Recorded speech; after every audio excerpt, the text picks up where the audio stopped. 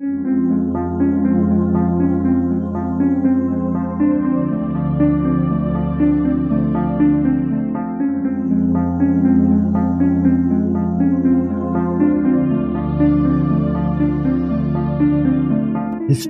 tells the story of the world and of our lives.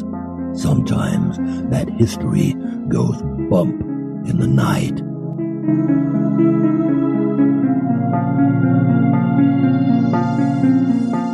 Broadcasting from the center of Oddity and the supernatural in Central Florida, it's the History Goes Bump podcast. Hello, you spooktacular people. Welcome to this 573rd episode of the History Goes Bump podcast. Ghost tours for the theater of the mind. I'm your host, Diane. And this is Kelly.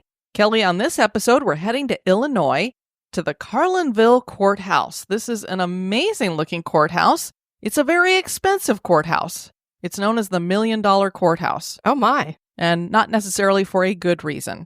We're friends with Tyler and Beck from over at Minds of Madness, and Tyler contacted me and he said, Beck was talking to this woman who did ghost tours in Illinois and she had this experience at the courthouse. Would you be interested in talking to her? And I was like, sure. And he sent over her experience that she had emailed and I was like, oh my gosh, this is amazing. So we're going to be joined by Courtney Egner for her to share what happened to her, and it is absolutely terrifying and amazing at the same time. Looking forward to it. Before we get into that, we want to welcome into the Spooktacular crew, Stephanie and Anthony. Thank you so much for joining our Facebook group.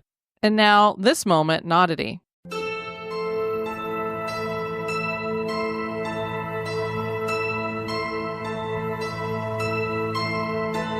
The moment in Oddity was suggested by Mindy Hull. Honey has many restorative qualities, especially raw honey. Many people use it for its antibacterial, anti-inflammatory, and antioxidant properties.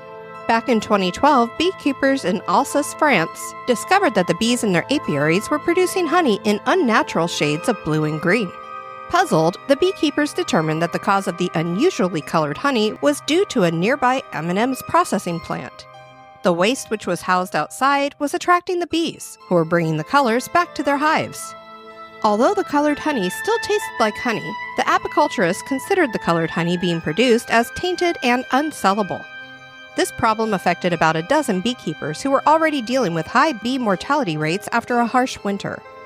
France is one of the largest honey producers in the European Union, with approximately 18,330 tons being produced annually at the time. The Mars plant discovered the problem around the same time that the beekeepers discovered the colored honey. The company cleaned its containers and moved the incoming waste indoors to keep it away from the local bee population. Although colored honey is unique and somewhat visually pleasing in its own right, honeybees snacking on sweet shades of scrumptious treats, only to serve up a seriously strange product, certainly is odd.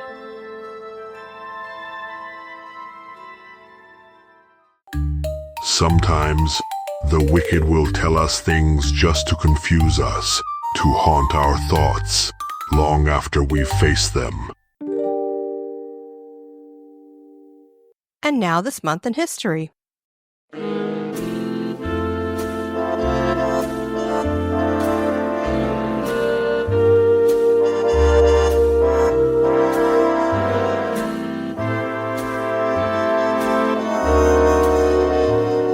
In the month of February, on the 3rd, in 1894, Norman Percival Rockwell was born in New York City, New York. He had an older brother, Jarvis Jr., and his parents were Jarvis and Ann Rockwell. As a 14-year-old boy, Rockwell transferred from his high school to Chase Art School. From there, he attended the National Academy of Design, and then he went on to study at the Art Students League of New York. Norman took small jobs while still in school, and at 18 he landed his first major artistic job, illustrating Carl H. Claudy's book, Tell Me Why, Stories About Mother Nature. At the age of 19, Rockwell became the art editor for Boy's Life, which was a magazine published by the Boy Scouts of America. The next evolution in Rockwell's career came when his family moved to New Rochelle, New York. With the assistance of cartoonist Clyde Forsyth, who worked for the Saturday Evening Post, Norman garnered his first cover painting titled Mother's Day Off. He was only 22 years old. Over the next 47 years, Norman Percival Rockwell illustrated 322 magazine covers for the Saturday Evening Post. The majority of his pieces highlighted subjects from everyday family life and small-town life, often with a bit of humor. His art was quite detailed with a realistic feel. Although his art was regarded by most critics as lacking artistic merit and authentic social observation, in 1977, Rockwell was awarded the Presidential Medal of Freedom by President Gerald Ford.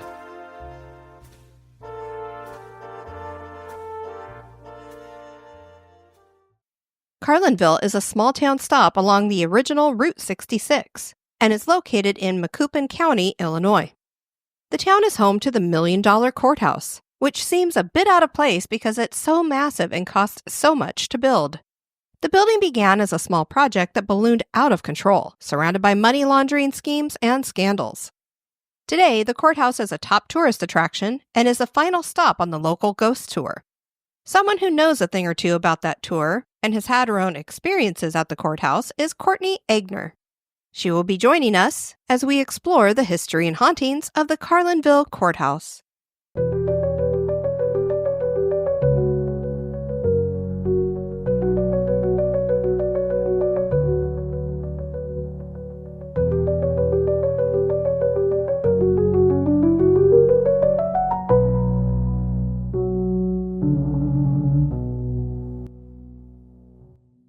The city of Carlinville and Macoupin County were established around 1829. Interestingly, Kelly, they are the only town and county to have their respective names in the world. Wow. Because we're always making comments when we go to different states and stuff, or, we do different locations in states, and we're like, oh, that state has that same city name, and that one too, and you wouldn't normally think so, because, for example, the capital of Colorado is Denver. So you think, well, no other place is going to have a Denver, but there are other places that are named Denver, so... Carlinville was named for Thomas Carlin, who was a state senator that helped found the county. Carlin would go on to be the governor of Illinois in 1838. Growth was slow, but it had the standard tavern and shops in the center square. Storms and a fire destroyed some buildings before 1853. The town was the seat of government in the area, so a courthouse was built. This first rendition was made from logs for under $160. Quite the difference from the future $1 Million Courthouse. The building served the county until 1840 and was replaced by a two-story brick structure. This courthouse was used until 1870 and housed court cases involving Abraham Lincoln, Stephen A. Douglas, and Lyman Trumbull. In the Macoupin County Courthouse, Lincoln appeared 5 times, and one case resulted in a 43-page reply believed to be the longest existing document in Lincoln's handwriting. Wow. Thought that was cool. It's too bad they didn't have recording back then. Definitely. Because we're all dying to know what Lincoln actually sounded like. The Chicago-Alton rail line eventually made its way here, and that helped with the economy of the region. The Great Railroad Festival was held in 1852 when the rail line was completed. And of course, Alton's one of our favorite little small towns to go to because it's so haunted. Indeed. One of the reasons this was needed is because Carlinville became a mining town when the Carlinville Coal Company founded its first mine in 1867 and hired 45 men. 500,000 bushels of coal were mined every year. Standard Oil also opened the Berry Mine a little while after that. Around that same time, it was decided that Macoupin County needed a new, bigger courthouse. The Macoupin County Courthouse at 210 East Main would become that third courthouse and was constructed between 1867 and 1870. The architect was Elijah E. Myers, and the original plan was to spend $150,000 on construction, funding the project with bonds and taxes. Myers would go on to design the Capitol buildings for Michigan, Texas, and Colorado. Which I thought was very cool, especially since I just mentioned Denver.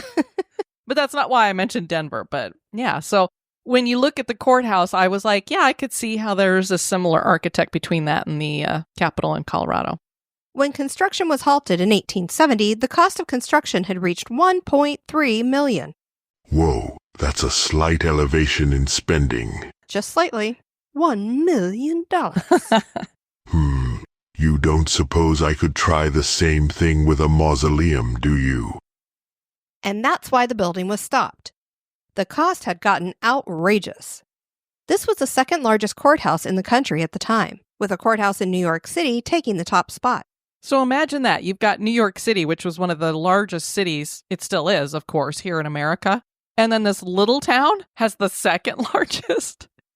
Since the construction was stopped, the planned ornamentation for the third-floor courtroom was never finished. No fancy sculptures and the like would be added.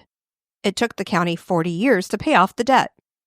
At least it can claim that it is the most magnificent courthouse in the state. When finished, the courthouse stood 4 stories and was topped by a dome. The exterior of the courthouse was made from magnesium limestone and fashioned in a couple of styles: Century Victorian Classic Revival and French Second Empire. There are these large Corinthian columns, and the way the building is proportioned, it makes the structure look taller. Some describe it as awkwardly tall, kind of like me. No, you're not awkwardly tall. You're statuesque. Uh-huh. The interior ceilings and walls are sheet iron, and the walls are 3 feet thick. The floors throughout are laid with tile. The architecture in this courthouse gets more detailed as you move through the floors. Much of the extras are made out of cast iron, which gave the courthouse the ability to declare itself fireproof. The courthouse claims to be the first building to be built fireproof in the United States. And the reason why I put they claim that is because I feel like I've heard that several times when I've been on tours, that this is the first building that was made fireproof. Right. And maybe it's just, I've heard this is the first theater that was built that was fireproof, and this is the first whatever building that was fireproof. And this one is just saying, we're the first building, period. So maybe it's true. One of the really interesting details on the banister post relates back to our previous episode about the Seelbach Hotel. We talked about the Rathskeller in there, and there are 3 pelicans formed out of the cast iron on these posts, on the banister posts. So this made us want to dig in a little deeper to the symbology of the pelican, because you remember, Kelly, when we were talking about it, we're like, it was a symbol for death. And I'm like, do you really want that in a courthouse? Right. But it's really cool when you dig in here.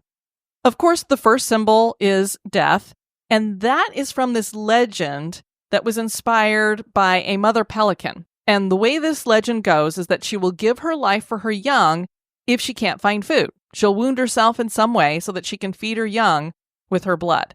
Now, they say that's a legend. I don't know if that's true, but I could almost imagine any animal would actually do that. In the process, she slowly dies. Another reason for this symbol is Christian in origin. The churches used it to represent Christ's sacrifice on the cross of giving his life and atoning for sins with his blood. And, we've seen pelicans in a lot of cemeteries. And the one place that we really saw it, I can't remember, it was one of the cities here in Florida. And it's actually the symbol for the city. So we're like, oh, that must be why there's so many pelicans in here. But now I'm like, well, maybe it had a double meaning. Not just a symbol for the city, but also... Yeah, I can't remember what location it was. Yeah, it was supposed to signify maybe something Christian. So clearly, pelicans and blood and death have some kind of connection. Pretty fitting to have it inside a courthouse if you think about it, because then you're also looking at people saying you might be going to your death because you're going to be sentenced to die, or you're coming into a courthouse where you're going to have to maybe make an atonement for your sin or whatever you've done. The balustrade of the main stairway at the north is ornamented with wolf and dog heads done in iron. Wow. I want to go inside this building. It just sounds definitely. very cool. The main doors to the main courtroom on the 2nd floor are massive and absolutely amazing. They are 20 feet tall and weigh over a ton. The interior of the courtroom features stained glass windows, large wooden pews, several medallions on the ceilings with hanging chandeliers, and at the front are massive columns framing the judge's chair and desk. The chair cost $1,500 to make back in 1868 and is hand-carved from oak and walnut. The judge's chair is 7 feet in height. Lions are carved on each side of the huge armrests. A cast iron banister with spindles separates the judge's area from the rest of the courtroom. The interior of the dome on the courthouse is here. The courthouse houses records going all the way back to 1829. One of the main people behind the push to build this new courthouse was also one of the judges. He was called the Iron Chancellor, but his real name was Thaddeus Loomis. He studied at the Illinois College at Jacksonville and went on to get his law degree at the University of Kentucky at Louisville in 1849. Here we go with a synchronicity between the two shows. Again. Oh, that's Just true. Louisville. Yeah, that he went to school in Louisville. We just did Seelbach. He became ill and decided to head west with a group of men to seek their fortune in gold. Loomis stayed in California for 5 years, mining and exploring. He returned to Illinois in 1854 and in December of that year, married Sarah Duckles, who had been born in England. The couple had 5 children and lived on a farm just outside of Carlinville. In 1861, Loomis was nominated for the office of county judge, and he won it, holding the office for 8 years. It was for his re-election in 1865 that the idea of the courthouse was born, and it was understood by voters that if they chose Loomis, they were also choosing to build a new courthouse. It was said of Loomis, quote, "He started upon his mission to build the courthouse, and he built it, and it stands today a monument to his indomitable courage and will that brooked all defiance and set at naught every will opposed to him. He set his hand to the plow, so to speak, and would not turn back. And time, the great leveler which makes all things even, is slowly but surely applauding him for his courage and constancy in doing what he then youth and yet thinks was for the best interests of the whole county. And let it be here said to his credit that in all the transactions and handing of immense sums of money necessary in that undertaking, he came out of it without a stain upon his personal integrity. Of the many who opposed him, none have charged him with official corruption or dishonest."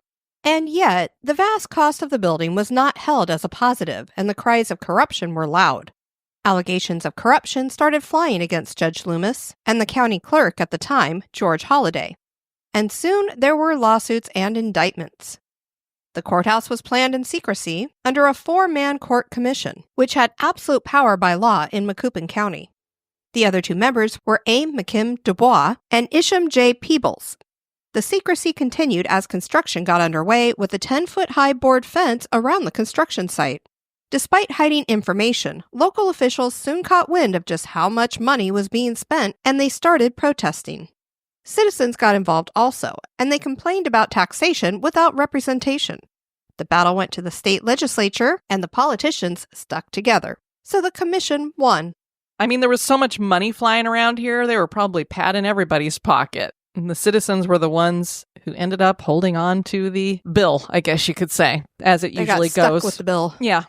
Later, the county records revealed, you're going to love this, that the commissioners voted themselves heavy appropriations for travel and other expenses. How exactly does that go into the building of the courthouse? Shocked, I tell you. An audit of the building revealed that although it was expensive, they set aside $150,000. When they looked at the value of the building, they said it should have only cost $643,867. So then you have to ask, where did the other $736,633 go? And it was way more than what they had planned for and told the people it was going to cost. I can imagine that $736,000 went into a whole bunch of people's pockets. I would think so. Another interesting tidbit is that Carlinville native General John M. Palmer was elected governor of Illinois while the courthouse was being built, and he wasn't about to not have that courthouse finished. So he used his influence to get it done too. So not only do you have the state legislature probably getting their pockets padded, don't vote against us, but you've also got the governor who's the head of it all saying, I want that courthouse in my hometown finished. People may ask, why was there such an ambitious plan here? I mean, why? You're a little town. Why do you have to have this big old courthouse? Apparently, the commission was hoping to inspire a move of the capital to Carlinville with this prestigious courthouse there now. So don't you want to bring the capital here to be next to this courthouse? Well, la-ti-da. Yeah, that sure worked out well. So the final bond was paid in July of 1910, and a celebration was held and the bond was burned. And this was a big affair. There was bunting decorating everything, the courthouse, all the buildings in the downtown square. There were balloon rides and an automobile parade a mile long. And this celebration went over 2 days. The Chicago Tribune reported in August of 2021, so this is a recent paper looking back at that time, and they said, at the time investigators began looking into the finances of the courthouse, George Holliday was observed carrying a small suitcase and waiting calmly on the station platform to board the train to St. Louis. And then he vanished. Oh, no. That didn't keep him from being indicted for embezzlement and fraud, and, well, why not throw another log on this fire? The good judge, who, as I just read to you that quote, he's this upstanding man with all this indomitable courage, and he pushed this through, and he made sure it happened, and look, he came out unscathed. Well, he just happened to be building his Loomis Hotel in the town at the same time as the courthouse. The same materials, that magnesium limestone? Yes. It was used to build the hotel, and the judge claimed, well, it was just leftover. Uh-huh. There was enough leftover magnesium limestone from this huge courthouse to build yourself a huge hotel. Mm-hmm. Methinks there is some funny business going on. Yeah, he was never charged with anything, so of course, he's not guilty. See, he's unscathed, blah, blah, blah.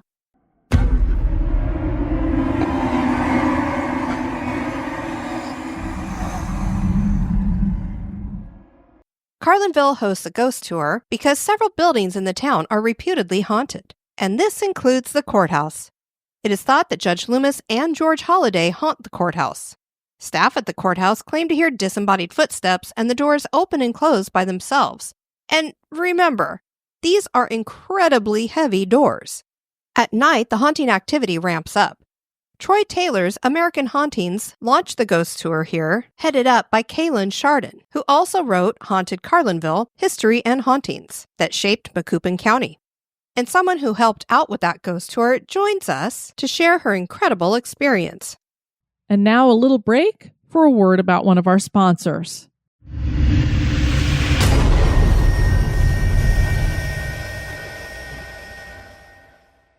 Kelly, I am so excited. We are friends with Tyler and Beck over at the Minds of Madness podcast. And Tyler contacted me and said, Beck was talking to this woman named Courtney, and she told her about this amazing experience she had at this historic courthouse. And you guys have got to hear it, and you probably would like to have her on. And so he emailed me with the experience that Courtney had at the courthouse, and I was like, OMG. I couldn't believe it.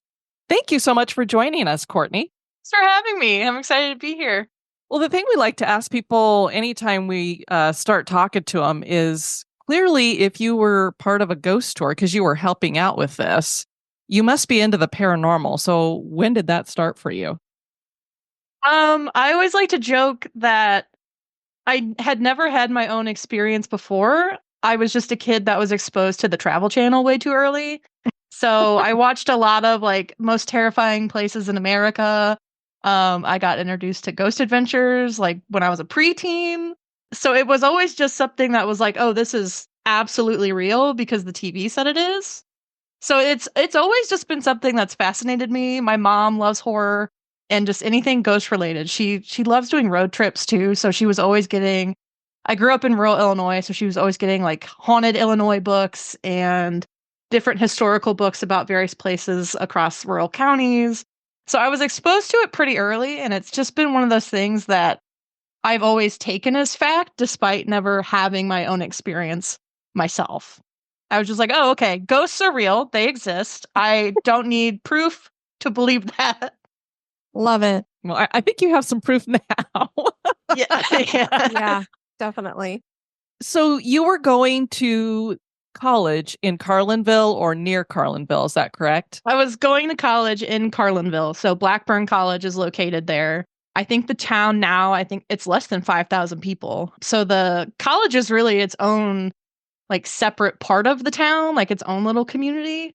But since the town's so small, I mean, we had to go, there was all the local bars around the square. I never went. I'm not a big drinker, but the square had a ton of different historical buildings. The only place you could go to eat was like a Subway and a McDonald's, and a Walmart was like all we had. So you had this friend, or she wasn't really your friend at the time, I don't think. I think she worked as was she a journalist or a newscaster or something like that?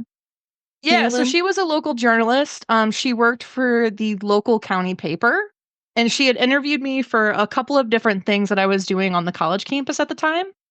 So I'd met her a couple of times, been interviewed by her, and then we got pretty close because we, added each other on Facebook. It was probably 2014, 2015 when we first met.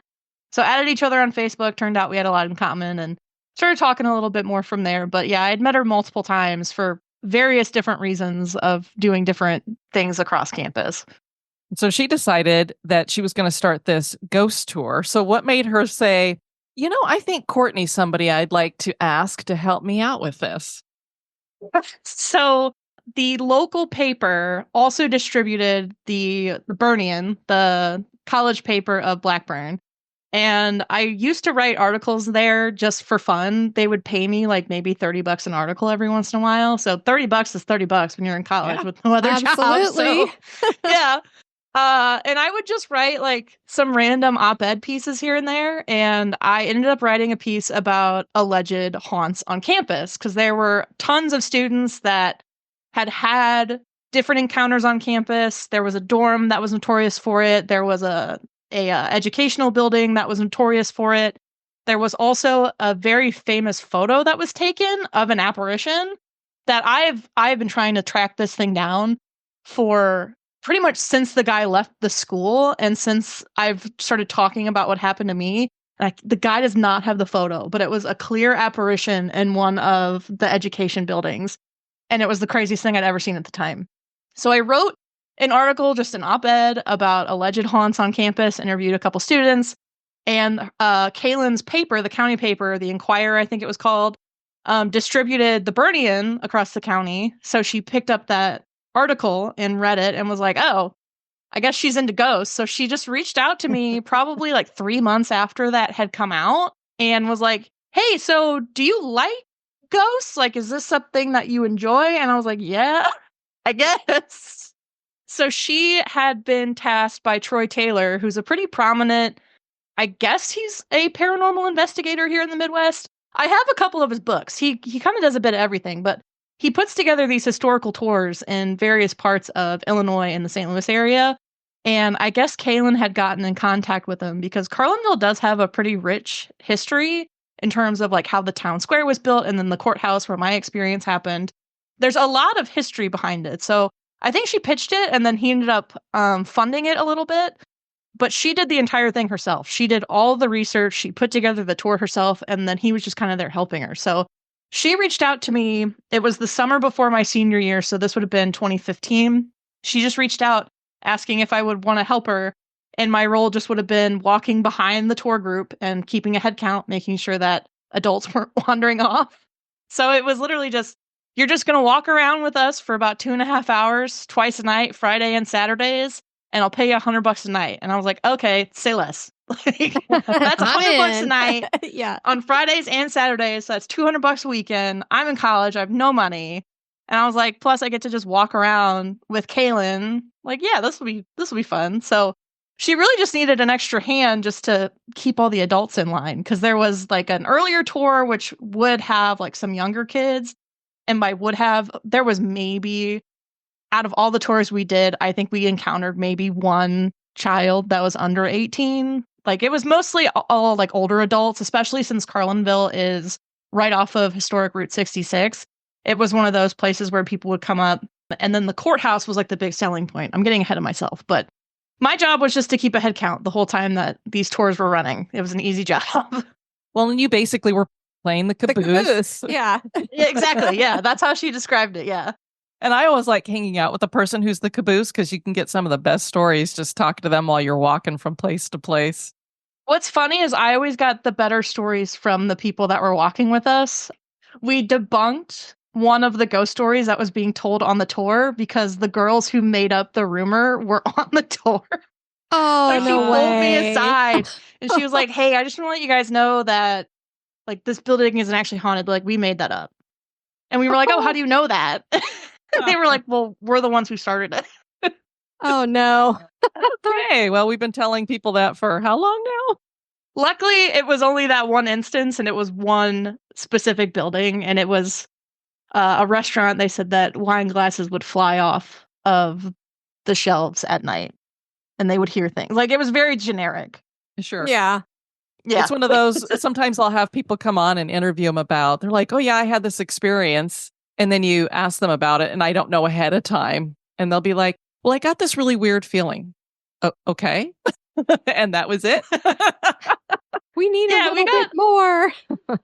Yeah, we got a lot of those too, especially when we would go into the courthouse. People would stop us afterwards and tell us that they would feel something, but it was very rare that something ever actually got past that point. This courthouse sounds amazing. What is it like to go inside there and just have all of this cast iron everywhere and the decor that's inside? It's very bizarre because the nickname is the $1 Million Courthouse. So it's this huge, ornate courthouse in the middle of a rural town, literally in the middle of nowhere. Like the biggest town close to it is 45 minutes north, Springfield, Illinois. So there's nothing around it. So it doesn't make any sense. But it's this beautiful building in the middle of town, and not a whole lot of people get to go inside of it because while it is still in use, you don't really have to go into a courthouse many times in your life, I'm assuming. I haven't had to, so except for then. So that was really the big selling point of these tours was all of them started and ended at the courthouse. So we would meet all of our tour guests outside of the courthouse. So everybody would just pull up in their cars and we'd meet outside the front door. And then we started the tour walking around the town square and going to different buildings. But then we ended inside of it. So that was the big selling point, was you get to go inside the courthouse into the biggest courtroom, where we're going to talk about all these famous cases that have come through here, all of which involve murder or some other sort of nefarious crime. Like, we're not just talking about, oh, like somebody's tree branch fell on a neighbor's lawn. Like, there was a murder that was covered in the 80s, and then a serial killer that was covered, I think, that ended up in the area in the 70s. Like, they were pretty serious cases that we were talking about when we went up there. So that was the really big selling point. And it looks so unassuming from the outside, but then you walk in and it looks more like a school than anything. So the floors are like your typical marble, like linoleum type floor. And the first floor had, I want to say, 3 really small courtrooms that maybe had like 2 or 3 seats in them. And that was mostly for like family court type things. And then the second floor was all administrative offices, I think. And then the third floor was just that big courtroom. And it's all just incredibly ornate. Like, it just doesn't make any sense. But then it also has this really ugly green paint all over the place. So many choices were made going into designing it, and then the upkeep with it that are questionable. But the doors and like the details on some of the trimming on the first floor, you could tell where they kind of didn't make up their mind. And then once you get up to the third floor, it's almost like a progression. Like, oh, it just gets better and better, like the further up into the building that you get. Because then the courtroom, it looks like a church. I mean, there's stained glass windows, there's pews. It looks like a church.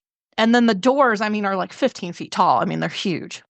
And they're supposed to be really heavy, but I've also heard that they're kind of made in such a way that once you kind of get them going, they kind of swing on their own, or is that true? Yeah, so they did not swing on their own. I am Okay. a large woman. I am 5'10". I am pretty strong. And it took both of my hands on the little door handle to pull these things open. Like, it was not for the faint of heart. Like, it was impossible, which is why, like, when I tell this story so often, I try and hit that there is absolutely no way that these doors could have opened or shut on their own, because I struggled on my own just pushing them open. And they're huge. Like, the knockers were they're bigger than my head. Oh, And wow. they're the big round door knockers that you really have to like lift and pull or push depending on however the door is swinging. So there's no way. So they don't really swing. You kind of just have to push them and make them Shove. do what you want them to do. Yeah. Yeah, well, I'd heard that the doors weighed a ton, and then I'd seen that other thing that said, yeah, but once you get them going, they kind of have this like pivot thing, and I'm like, okay, but they weigh a ton, so that makes more sense to me, you telling us that. Yeah. Yeah, they definitely didn't pivot. They were hard to manipulate. Like, it wasn't like if you pulled it open, it would then like kind of shut on its own. Wherever you set it, that's where it stayed. So I'm not sure where the pivoting idea came from. Now, you were you would play the caboose, but as you got to the courthouse at the end, you would run ahead and make sure that everything got unlocked. Did you ever feel afraid to go in there by yourself before this experience that you had? I would be lying if I said no. I was a little spooked because they keep all the lights off, and like we would keep the lights off too. So the only lights coming down the bottom hallway were like the floodlights from the exit signs. So, and I made a point, and I don't think I've told anybody this as I've started to tell this story, because one thing that's been crazy when I typed out my story and submitted it to a couple of different podcasts earlier last year, I didn't realize that I hadn't really told that many people. Like, my husband had never heard it. So there were so many people that are just now hearing this for the first time. And I have not told anybody this detail. I would go in every once in a while, and it was always hit or miss. I wouldn't say that I would get like a weird feeling. I always felt like it was just me hyping myself up. But I would walk down the hallway and I would talk as if somebody was there, yelling that I was walking through and I wasn't there to do anything. And there was never indication that somebody didn't want us there. I just always felt like every once in a while I needed to make my presence known. So I would just start talking as I was walking down this hallway, because it was so weird. I would have to go in one door at one end of the hallway and then walk all the way down to the very opposite end and then meet the group at that other door. So I had to walk down this very long hallway by myself, which probably took only 30 seconds, but it felt like an eternity some nights. But yeah, I never really got like terribly scared, but there were like every once in a while there was a night where I was like, I don't know, I'm a little uncomfy. Well, and having that conversation is, I mean, in my mind, just a way of respecting any spirits that may possibly still be there. So just saying, hey, Yeah. I'm just walking through, just doing this, just doing that. I mean, maybe a way to make yourself feel more comfortable too, but I feel like that communication is important. Yeah, and because it was a very specific floor that I would have to walk through. So if you look up like the specs of the courthouse, they say that it's two floors, but in my head it's three because we would always start at like the base level. Mhm. And then the first floor was up a level. Like you'd go up these really ornate like marble stairs outside, and then that was the main floor. So we were always going into this like basement door almost. It wasn't a basement, but it was a different way of entering. And there were several times where, because before I came on to do the tours, there were some investigations that were done in the courthouse by various different like local groups. And I know that Troy Taylor had been in there, and Kaylin had done several overnights there. And something that Kaylin brought up multiple times was that multiple groups had caught on their EVP devices a little girl talking. And they couldn't theorize like why that would happen. So the going theory was that based on where the voices was being picked up, it was on, I believe, the first floor in one of the smaller courtrooms where like family courts would happen. The theory that they came up with was that it was a little girl that was adopted in one of those rooms, and that's just where she stays.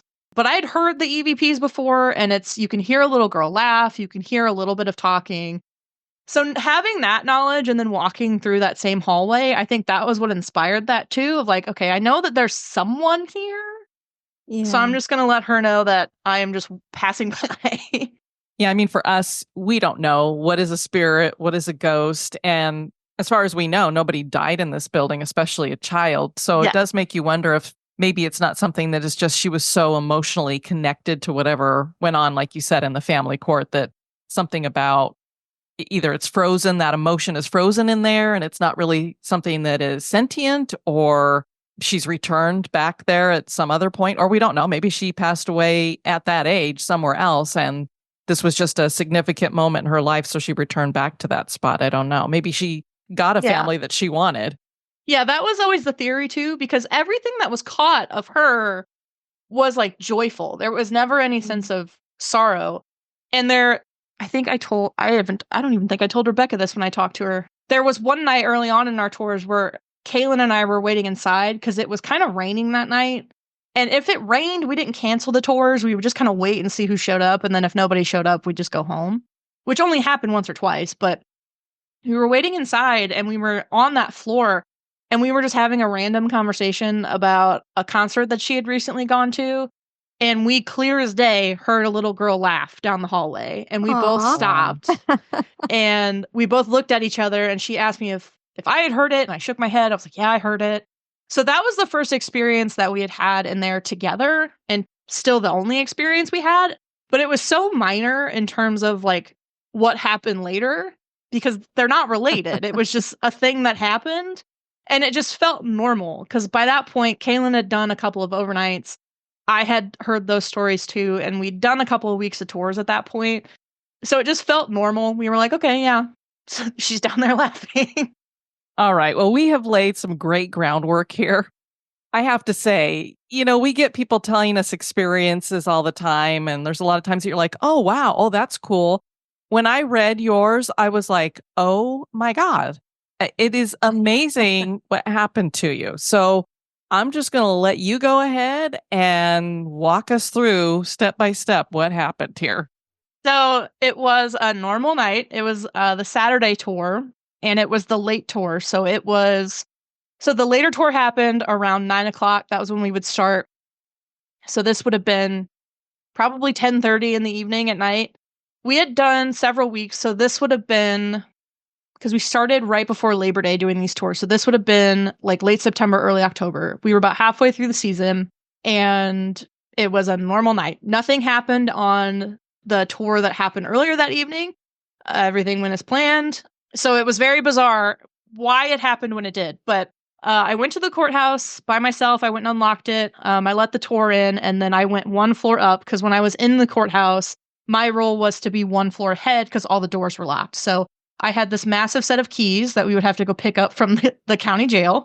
And I would have to go through and unlock all the doors on each floor. So as the tour would come into that bottom floor, I would then move up to that first floor of courtrooms, unlock one of the stairwell doors, wait for the tour to come. And then once they'd file in, I'd then go up to the top floor where the main courtroom was. And it's so hard to explain. Like, I talked about the doors, but explaining how this like place was set up is so bizarre. Because again, it was ornate for no reason. Well, not no reason. A guy was embezzling money.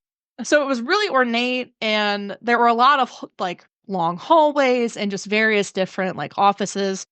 So when you would get up to the third floor, I mean, the courtroom was basically all it was. And then there was a back hallway that had a couple of like small conference rooms in it. And now a little break for a word about one of our sponsors.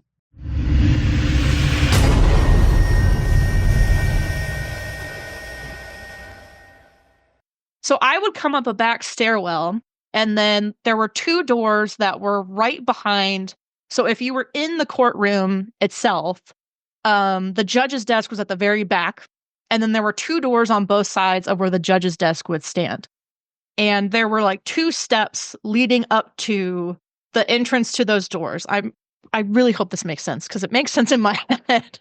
But there were two doors behind the judge's desk, and there were signs on them that said doors must remain shut at all times, and they were always shut. I'd never gone up there, and one of them was open. All of them are shut.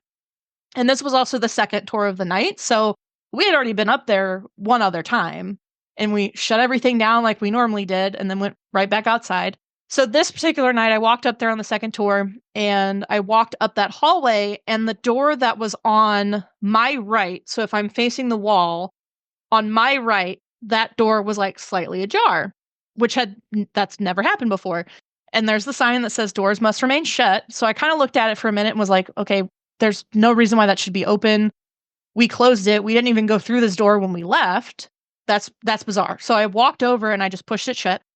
And then as I walked over to the other door, because I would have to come up through these doors, go through the one on the left, turn on all the lights, and then walk down the length of the courtroom to let the tour in through the main entrance to the courtroom. So I would always go through this door on the left side because the light switches were the closest. So as I'm walking to that left door, I go and I pull it open. And as I'm pulling it, I'm getting goosebumps. Like, it's so bizarre to think about. And like almost not relive it, but it's just so weird to think about. I had a leather jacket on and I felt a hand. Like, if you grab the back of your shirt right now, you can feel the pressure on your sleeves being pulled backward, and you can like feel the grip. I felt that grip on the back, and I felt my jacket lift up, and I felt the pressure on my sleeves, like someone was pulling me backwards. And next thing I know, I'm just on the floor. I had no idea what happened. There was no way I could have fallen or like tripped because I was pulling the door open, and I was about 3 feet from where the steps were, because there were two steps that just went onto like a platform where these doors were. And when I like looked around for a minute, I looked over and I was about 5 feet from where those stairs were. So I went back probably 8 feet. Wow. I don't know how I got there. And it wasn't a moment of lost time. I felt that sensation. I felt the pull back, and then I just ended up on my ass. Like, it was so weird. And then I took stock of my surroundings. I kind of looked around because at first I was like, okay, why would anyone do that to me? That's weird. But then I realized, I was like, there's nobody here. And if there was, I would have heard them because this is marble floor. Like, it doesn't matter what shoe you're wearing, you're squeaking. And even just the pressure of a footstep, you'll hear. There's no lights, there's nothing. So I kind of realized, like, okay, I don't know what happened, but I am so scared right now. So I ran downstairs, and Kaylin was at the very other end of this hallway, and I just ran down the stairs, and she saw me, and she kind of gave me a little nod, and I just shook my head no. And she didn't say anything. So then I just kind of stuck around with the tour. And as we were making our way up to the third floor, she goes, what happened? And I was like, I'll have to tell you later, but I'm not going back up there. She was like, oh, okay. So we went upstairs. This was my first time going with the tour up to this side of the courtroom. So to get in from that main door. And we'd never had to unlock it or open it from the other side. So it took Kaylin and I a minute to find the right key to open that specific door. And it's dark. So it's, again, like there's no lights on in this place. And we did that purposely too, because it's a haunted history tour. You kind of want to bring the vibes and make it a bit ominous. Yeah. So there's still not a whole lot of light. There's some moonlight coming in from the windows. So we're like fumbling with these keys. And we finally get the door open. We find the key. We get the door open. And as we walk in, you can see light from the hallway on the other side where I was. You can see light kind of flooding in, like where the floodlights would have been. Yeah. And the door that I had shut was open again. And then the door that I didn't even get fully open was wide open. So all the light was coming in from that opposite hallway. And I just looked at Kayla and I went, I shut that door and I didn't even get that other one open. So then, of course, everybody on the tour is like, oh, this is part of the tour. You're just joking. But Kaylin said at that point, I was like as white as a sheet. And she had never seen me so scared or like worked up about something. So she was like, okay, we'll talk about this later. So when we get into the courtroom, we would then stand at like one of the defense desks, and Kaylin would read about the cases that would come in. So then everybody would file into these pews and just sit down. And then Kaylin would have like a flashlight. She'd like point it up almost like campfire stories. But then she also used it to read. And I would stand there with her normally, and I would walk around every once in a while. But after that, she was like, just sit down tonight and just calm down. Just take a breather. Decompress. Yeah. Yeah. So she's going through as normal, and she's reading all of these cases that come through. Again, it's like any other night, except for what had just happened. But I could see that. So I was on her right. And I could see that she kept looking over at me. Like she'd glance over and then she'd like, her eyes would go up. So I was like, I don't know if she's just like checking on me, but it's weird that her eyes are just going straight up. 30 minutes later, we wrap everything up. We escort everybody out. We lock up all of the courthouse. And then we get down to the bottom floor. And she's like, all right, what happened while you were up there? So I relay all of this to her. And she's like, all right, I have no reason not to believe you because you're clearly terrified right now. And she goes, but I'm going to tell you something, and I don't want you to get scared. And I was like, oh, God, okay. So she said that, right? I was like, oh, God, okay. Am I being haunted now? Like, what is happening? I didn't do anything. So she tells me that she kept looking over at me, and there was a man standing behind me that was in like a suit. She couldn't make out any facial features other than he had a beard. And he was wearing like a period piece suit, kind of looked like it was from the 1920s. And she goes, he was just standing there. And he was just looking around, but he was standing directly behind you. And I'd never seen it before. And I was like, awesome, great, cool. So that seemed to be like just a little blip in that story at the time. But then when I reconnected with Kaylin, just recently, because when I first submitted my stories to a couple other podcasts, my first thought was, well, if Kaylin doesn't remember this, like, I don't have a leg to stand on. She wasn't there witnessing it with me. Like, she wasn't there when it happened. She was one floor down, but like, she had done this with me long enough that she knew that I wouldn't have like made that up. Mm-hmm. So I was like, all right, I need to see if she even remembers, because I don't even know. Like, why would she remember that? So I reached out to her and she was like, oh yeah, I remember that. That still is the weirdest thing that's ever happened. And I was like, oh, okay. It's so casual. So then she starts to tell me, she was like, yeah, I remember that man standing behind you. And she goes, he's been seen again. And I was like, what do you mean he's been seen again? She has seen him in that courtroom 2 other times, I believe. And then tour guests have seen him. So she said that the year after I did it, a tour guest saw him in the courtroom just sitting in a pew, and she told Kaylin about it. And then they had one other person come in and said that they saw a man like standing in the courtroom with the same description. So these were both guests that had like never heard this story or had heard anything about anything being seen in the courthouse, who were reporting seeing this figure. We don't know who it is. Our theory is that it's Loomis, so the guy who built the courthouse, because he matches the description. And like, you built the $1 million courthouse, dude. Like, of course you're hanging out here in the Yeah, I was just going to ask you in terms of how she viewed him or anybody else viewed him.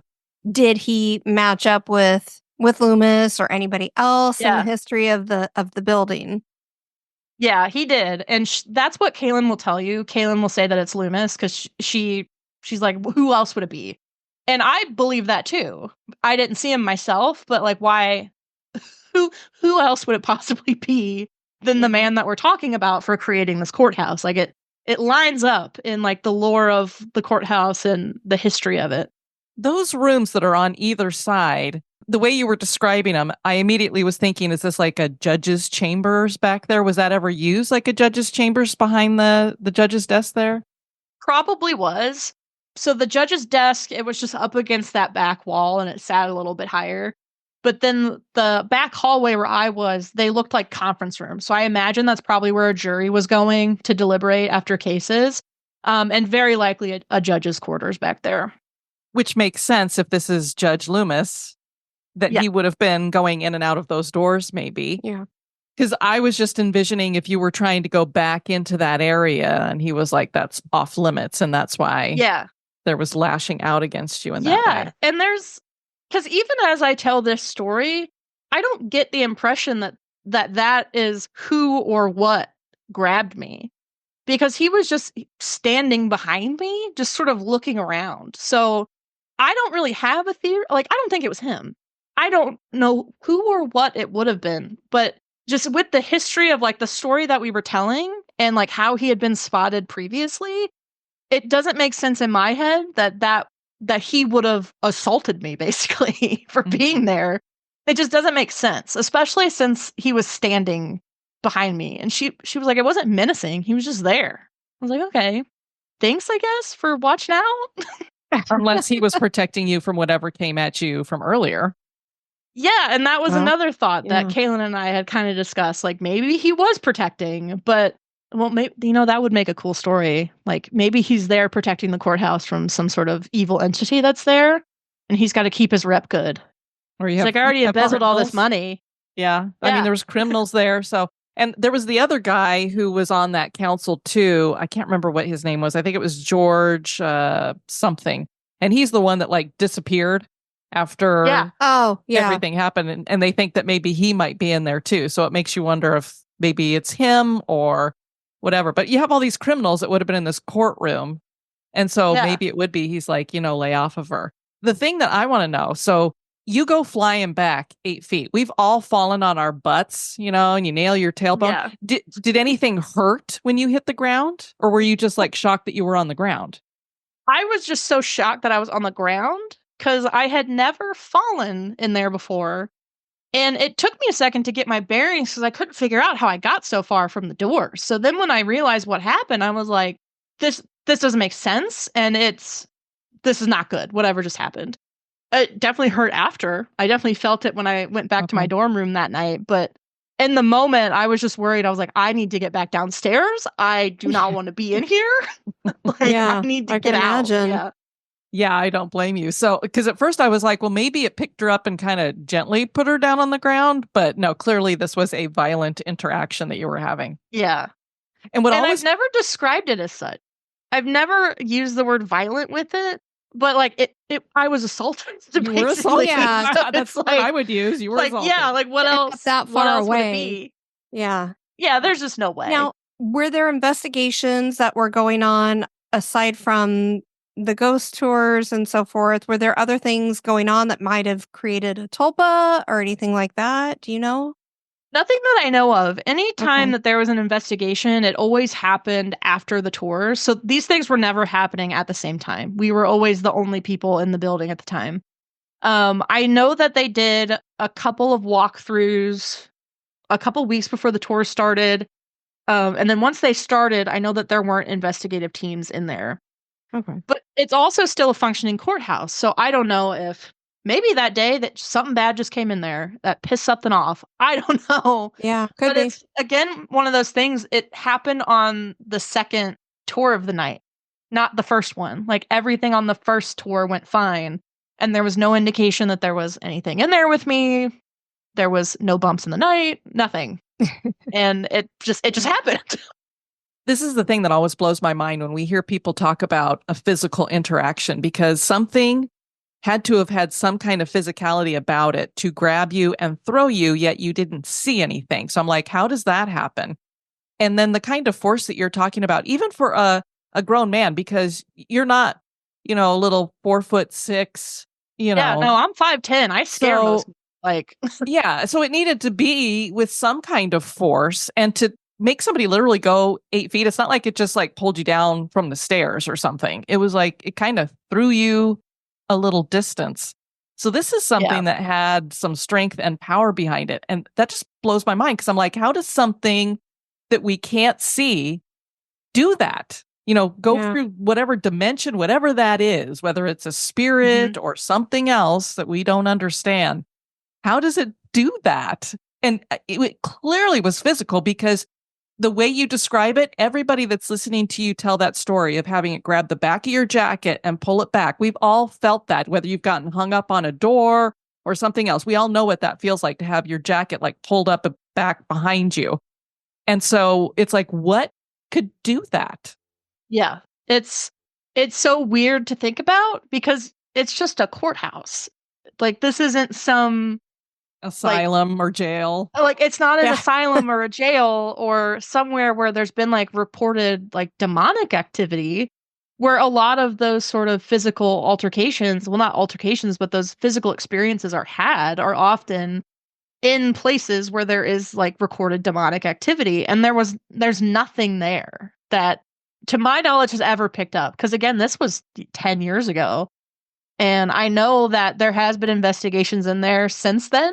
Kaylin has invited me out to one, and I'm going to try and make it out there, strictly because I want to get photos of like where this happened, to properly get that image in people's head of like, here's how far back I went. Here's what I'm talking about with these stairs. And here's the doors that I promise you were not flown open by a draft. And just to go back, because I haven't been there.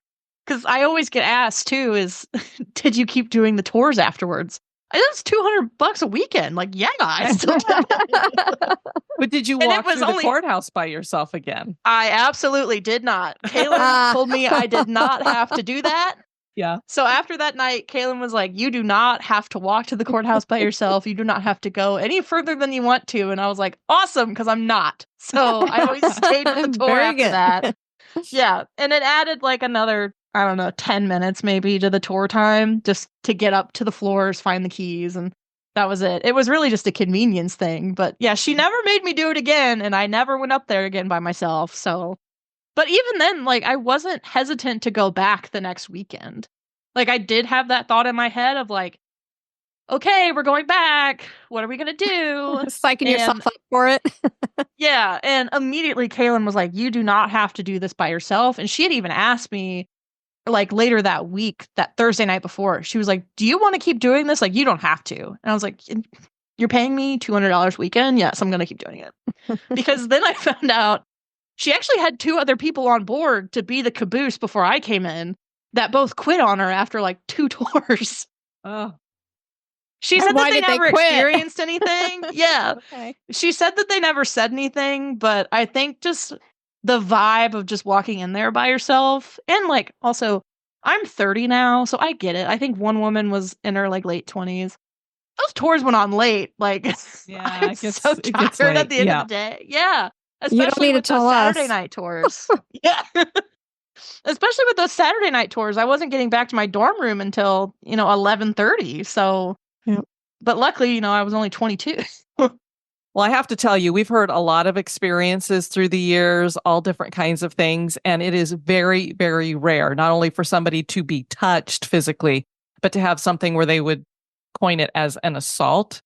Very, very rare. So that's an amazing thing that you had happen. Although I'm always like, I wouldn't mind seeing a full-bodied apparition, because really you guys had 2 amazing things happen that evening.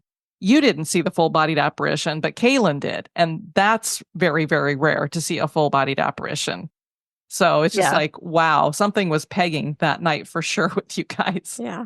Yeah, something had a lot of built-up energy. Because, again, that was the only time, with the exception of hearing that little girl laugh, that was the only night when the two of us were doing it that something had ever happened. So it was like, I don't know if it was pent up energy or what, but again, like it's rare, but for it to happen in the same night, again, I don't think it was Loomis that pulled me, but he was there. Whether or not he was looking around for something, it's very bizarre. And we'll never have those answers.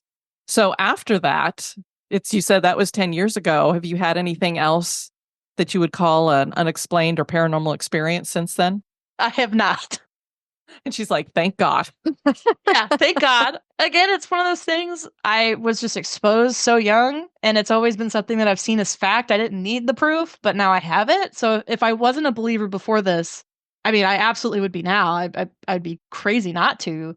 And I'm not going out seeking those experiences. Like, I'm not actively looking for ghosts or to see an apparition or to get pushed. Like, I don't actively go out and seek those things. So no, what's I'm funny glad so far it's been a one and done thing.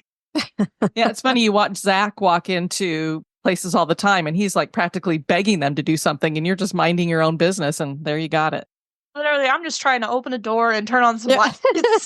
I'm trying to be good and make sure that everything's closed up like it's supposed to be so we don't get in trouble. Yeah, I wasn't harassing or antagonizing anybody. Well, Courtney, I want to thank you for joining us to share that. It is absolutely amazing. Oh, thank you for having me. Yes, thank you so much, Courtney. The Carlinville Courthouse is the pride of the town for good reason. It's a big, beautiful courthouse, and with a few resident ghosts, that makes it even better. Is the Carlinville Courthouse haunted? That is for you to decide.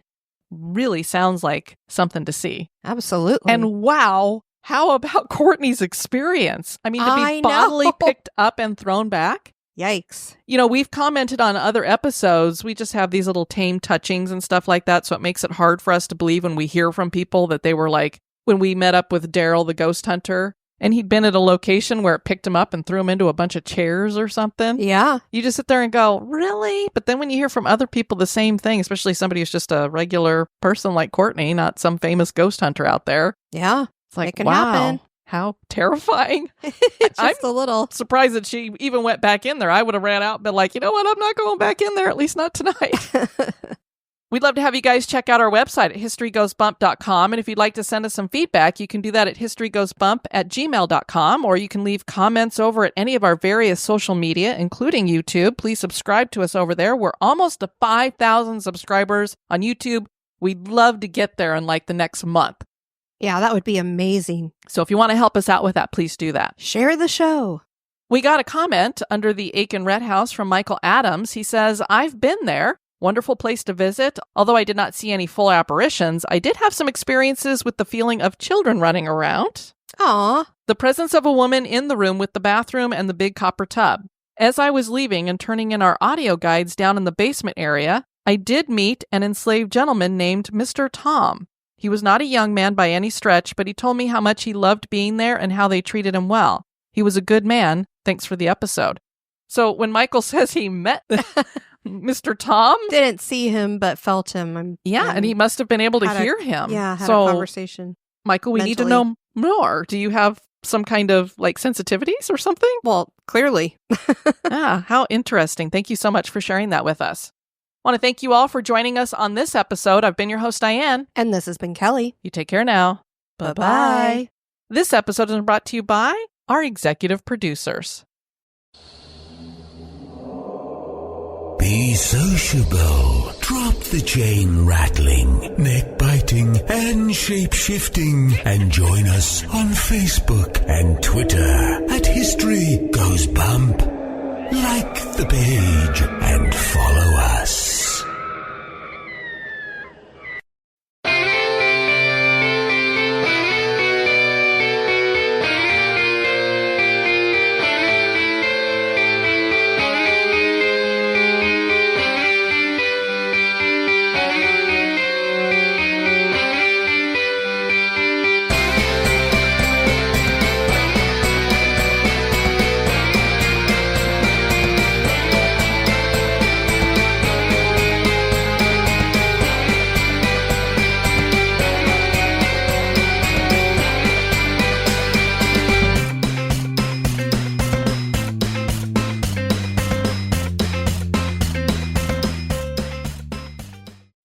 although colored honey is unique and somewhat visually pleasing.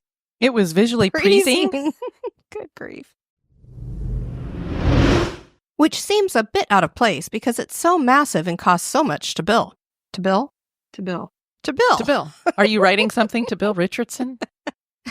Look, Bill, they built a whole courthouse for you, and they spent $1 million on it.